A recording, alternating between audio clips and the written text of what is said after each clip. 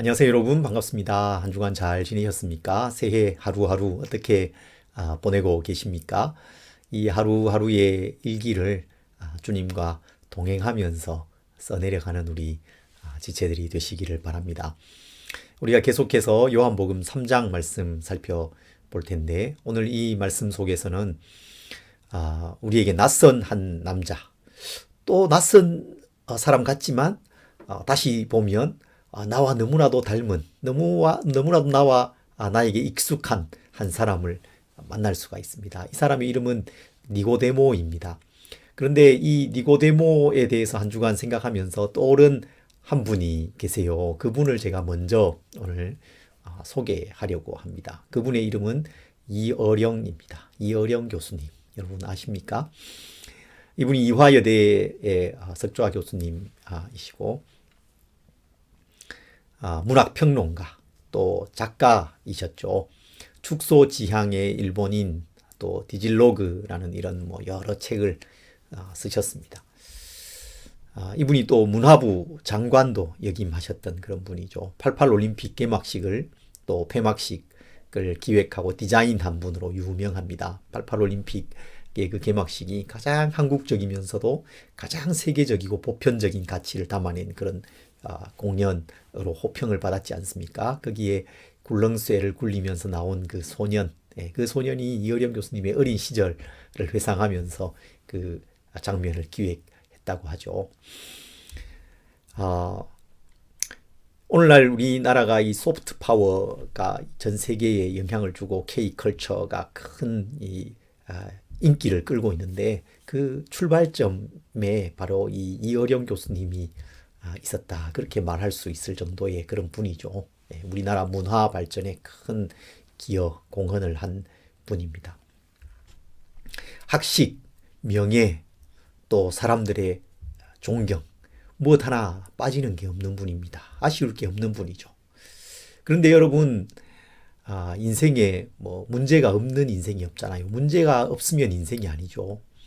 이분의 삶에도 큰 어려움이 찾아옵니다. 그 딸에게 어려움이 찾아오죠. 그 딸이 이민아 목사님이잖아요. 이분이 참 똑똑하고 예쁘고 영민한 그런 분이었잖아요. 그런데 이혼을 하게 되고 그 자녀 아들에게 큰 문제가 생기죠. 그 건강에 ADHD로 알려져 있는 거죠. 그래서 엄마로서 그 아이를 케어하는데 큰 어려움을 경험하기도 합니다. 또 본인의 몸에 병이 찾아오죠. 암투병을 하지 않습니까? 그런 큰 어려움을 겪으면서도 이 딸이 하나님 안에서 담대함과 또 평안함을 잃지 않는 그런 모습을 이 아버지에게 보여줍니다. 그리고 아버지가 소원이 있냐, 너 바라는 게 있냐 이렇게 물으면 아버지에게 아버지 교회 한번 꼭 가자고 또 하용조 목사님 같이 만나자고 그렇게 하잖아요. 이 아버지가 딸의 소원 들어주지 하면서 교회를 갑니다. 하용조 목사님도 만납니다. 그러면서 마음이 조금씩 열려가는 거죠. 이분이 특히 교토에서 1년 동안 연구의 시간을 보내면서 홀로 그 교토의 좁은 방에 지냅니다. 1년의 시간을 홀로 그렇게 보내요. 그 고독한 시간에 그가 예수님께로 한 발짝 다가섭니다.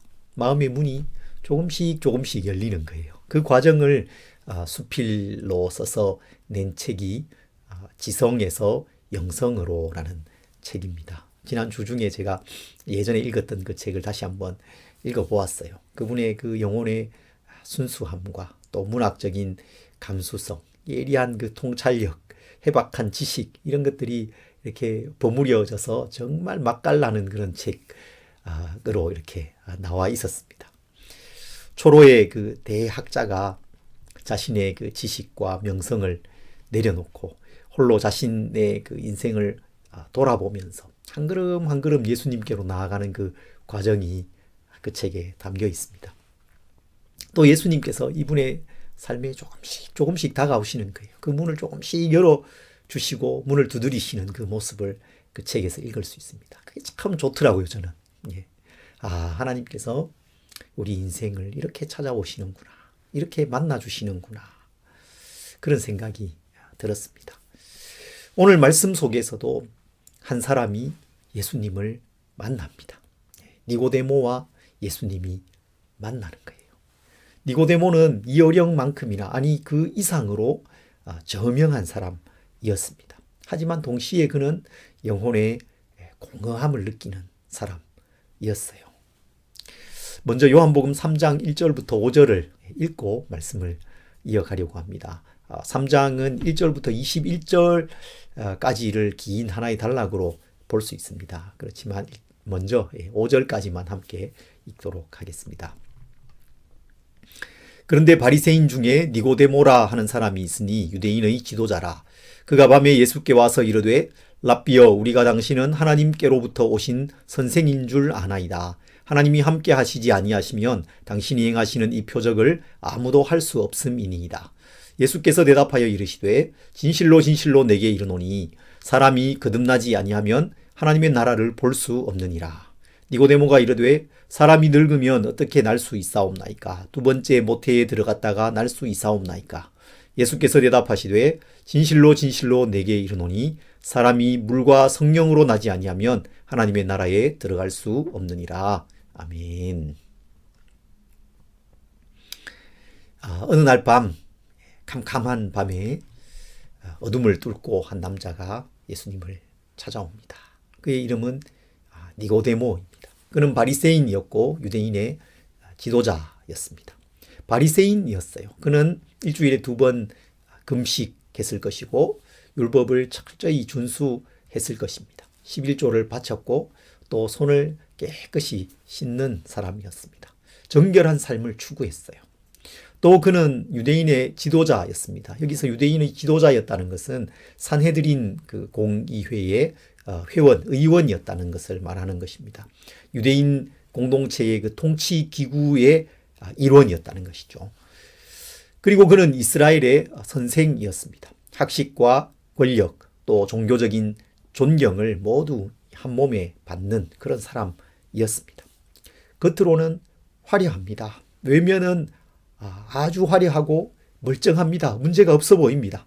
낮에 그는 정말 할 일이 많고 만나야 될 사람도 많습니다. 처리해야 될 일이 늘 많은 사람이었어요. 지켜야 될 것들도 너무 많죠.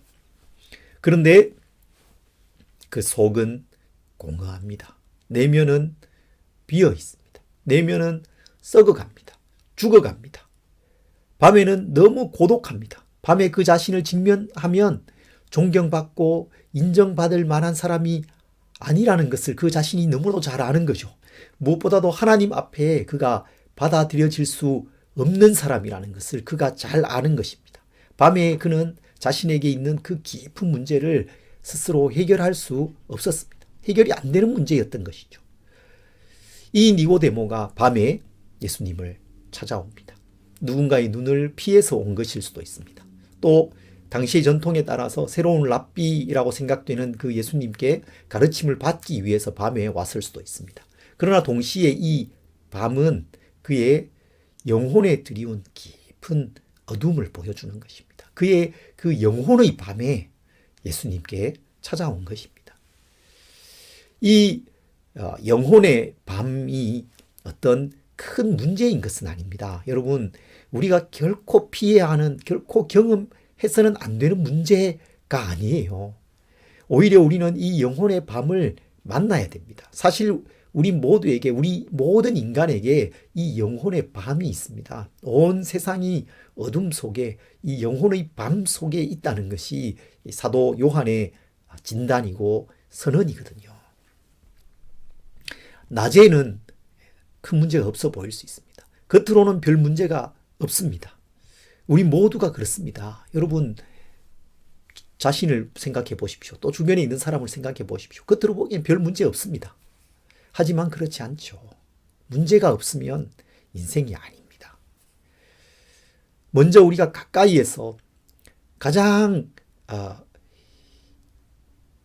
체험적으로 느끼는 문제는 우리 몸의 문제죠. 건강입니다. 건강 문제입니다.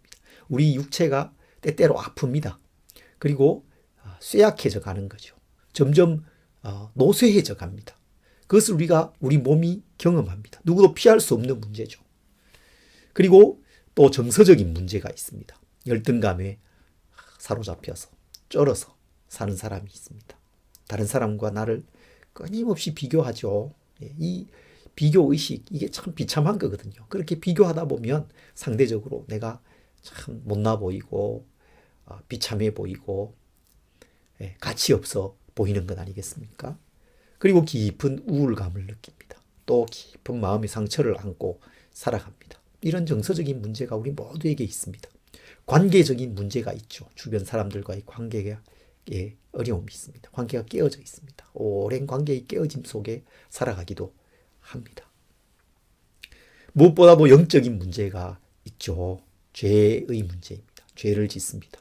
깊은 마음의 죄책감이 있는데 거기에서 벗어날 수 없습니다. 사실 이 죄의 문제가 모든 문제의 가장 깊은 뿌리이지 않습니까? 그것을 해결할 길이 없는 것입니다. 그리고 이 모든 문제의 그 결국은 무엇입니까? 그 문제의 끝은 무엇입니까? 사망입니다. 멸망입니다. 우리 모두는 멸망을 향해서 달려가고 있는 사람들인 것입니다. 겉으로는 큰 문제가 없어 보일 수 있습니다. 그러나 그것은 물 밖에 나와 있는 물고기와 같은 것입니다. 물고기가 물을 떠나면 어떻게 되겠습니까? 아직 살아있죠. 펄쩍펄쩍 뜁니다. 힘이 있습니다. 은빛 비늘과 그 멋진 지느러미를 뽐낼 수도 있죠. 그러나 곧 죽게 됩니다. 얼마 버티지 못할 거예요. 그게 우리 인생입니다. 그리고 니고데모는 그 누구보다도 깊은 그 영적인 민감함을 가지고 있었던 사람이죠. 그 영혼의 밤을 깊이 느꼈던 사람이었던 것입니다. 그리고 그 영혼의 밤에 예수님께 온 것이죠. 여러분, 오늘날 우리는 밤이 없는 시대를 살고 있습니다. 밤이 없어요. 10시, 11시, 12시, 새벽 2시, 3시 되어도 밖이 환합니다. 그리고 불을 켜면 언제나 환합니다. 밝은 그 LED 조명 아래에서 뭔가 일을 할 수 있습니다. 출출하면 음식을 시켜 먹을 수도 있습니다. 새벽 배송도 다 합니다. 택시도 잡을 수 있어요. 어디든 갈 수 있고 무엇이든 할 수 있습니다. 밤이 없어요. 예전에는 TV 방송이 종료되면 더 이상 볼 것도 없잖아요. 그래서 자야 되잖아요. 그런데 이 시대는 그렇지도 않습니다. 휴대폰으로 뭐든지 찾아볼 수 있습니다. 넷플릭스 보면 뭐 영화, 드라마 뭐든지 볼 수 있어요. 밤이 없는 것이죠. 밤이 없는 시대. 밤이 깊은데도, 밤이 깊어가는데도 그 밤을 깨닫지 못하는 시대입니다.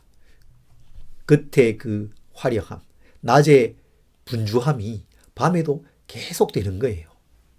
그러다 보니 우리가 우리 이 영혼의 밤도 느끼지 못하는 것 같습니다.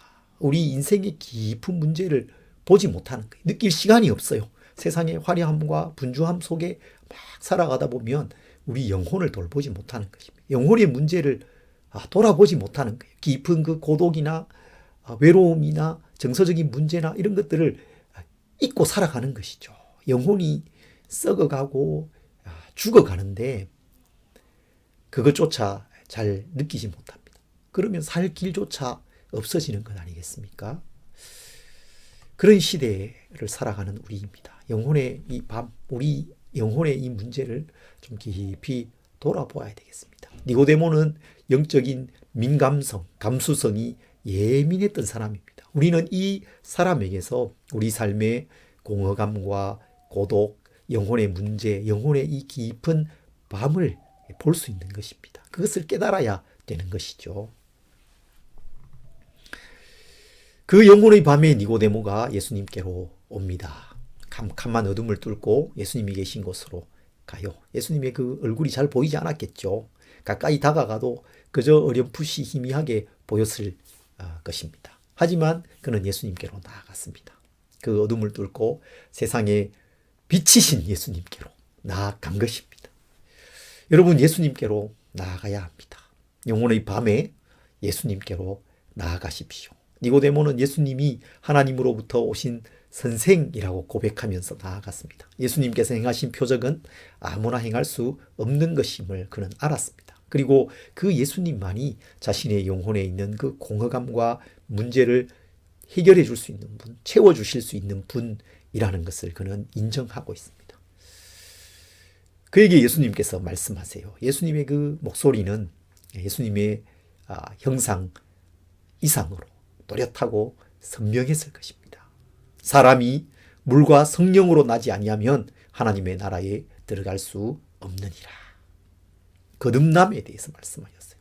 물과 성령으로 거듭나야 한다. 영적인 변화, 근본적인 변화를 말씀하신 것이죠. 문제가 우리의 내면에 있기 때문에 그 해결책도 우리 내면에 있습니다. 우리 속 사람이 변화되어야 되는 거예요. 그 변화가 있어야 한다고 말씀하신 것입니다. 그것은 마치 물이 포도주로 변하는 것과 같은 것입니다. 이 말씀은 구약 선지자들의 그 말씀을 그 배경으로 하고 있습니다. 에스겔 선지자의 말씀이 직접적인 배경이 되죠. 에스겔 36장 25절부터 27절에 이렇게 말씀합니다. 맑은 물을 너희에게 뿌려서 너희로 정결하게 하되 곧 너희 모든 더러운 것에서와 모든 우상 숭배에서 너희를 정결하게 할 것이며 또 새 영을 너희 속에 두고 새 마음을 너희에게 주되 너희 육신에서 굳은 마음을 제거하고 부드러운 마음을 줄 것이며 또 내 영을 너희 속에 두어 너희로 내 율례를 행하게 하리니 너희가 내 규례를 지켜 행할지라. 에스겔 선지자가 하나님께 범죄하고 심판을 받아서 그 땅에서 쫓겨난 이스라엘 그 백성들을 향해서 하나님께서 그들을 회복시키실 것을 말씀합니다. 그러면서 그들의 마음을 물로 씻어서 정결하게 하실 것이다. 그리고 새 영과 새 마음을 주실 것이다. 굳은 마음을 제거하고 부드러운 마음, 살코기와 같은 그 부드러운 마음을 주실 것이다. 그렇게 말씀하고 있는 것이죠. 지금 예수님께서는 그 선지자가 말하고 예언했던 영적인 변화, 내적인 변화가 니고데모에게 있어야 한다는 사실을 말씀하고 있는 것입니다.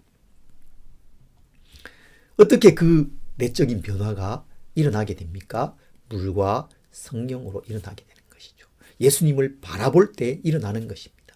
예수님을 바라보아야 합니다. 예수님께 나아와서 예수님을 바라보아야 합니다.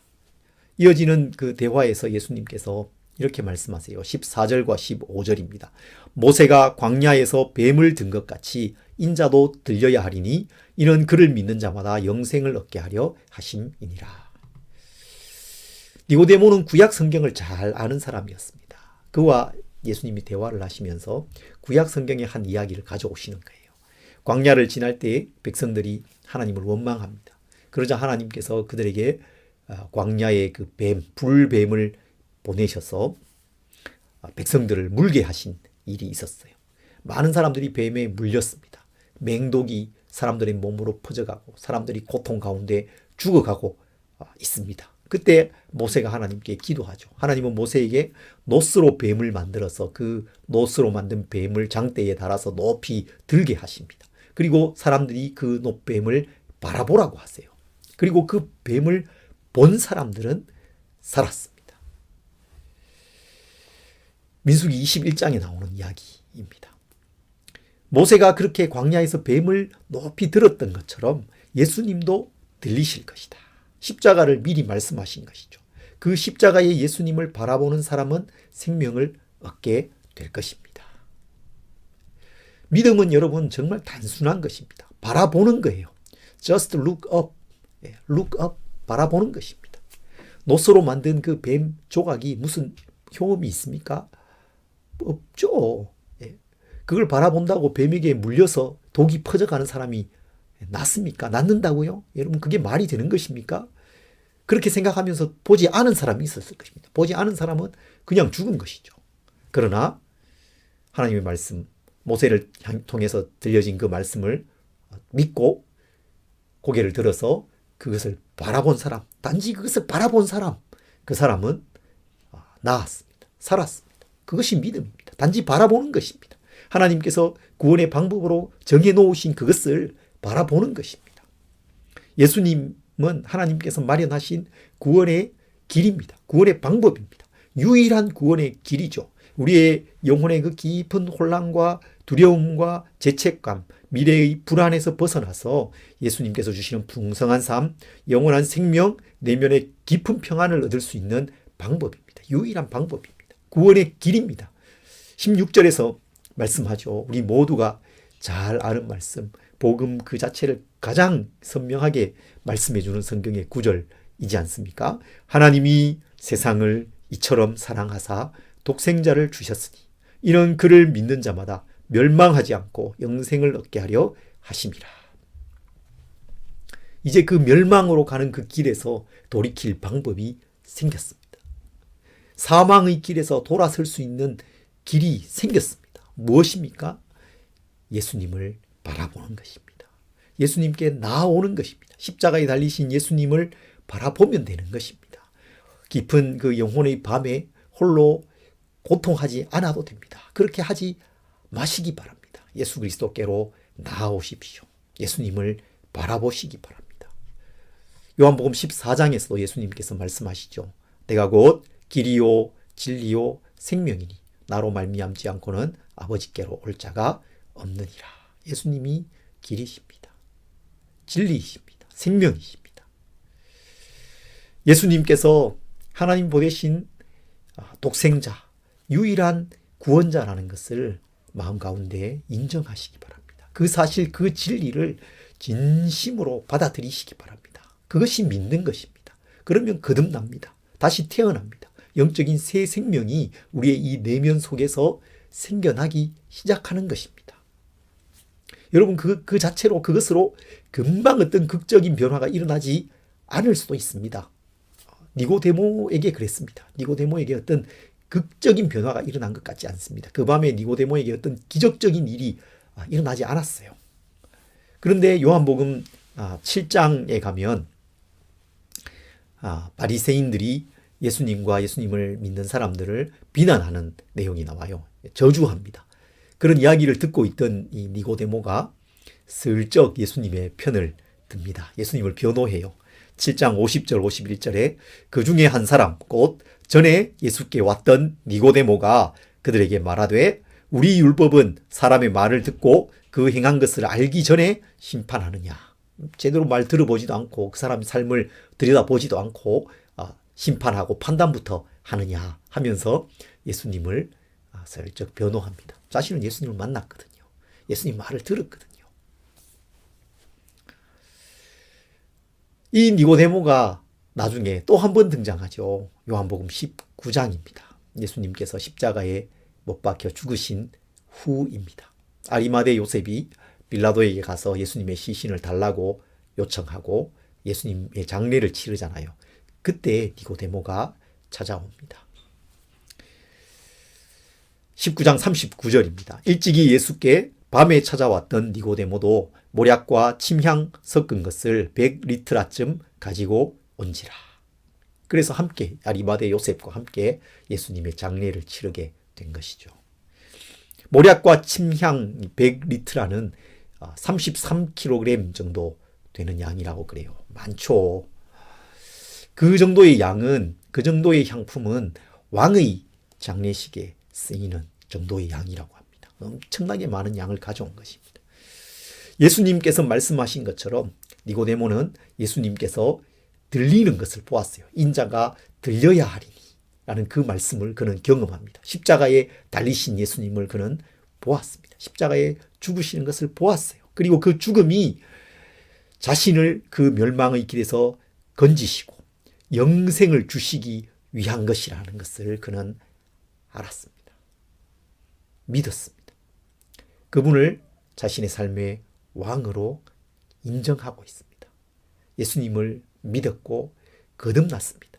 그 영혼의 밤, 어둠에서부터 세상의 빛이신 예수 그리스도께로 그 광명한 빛 가운데로 나아온 것입니다.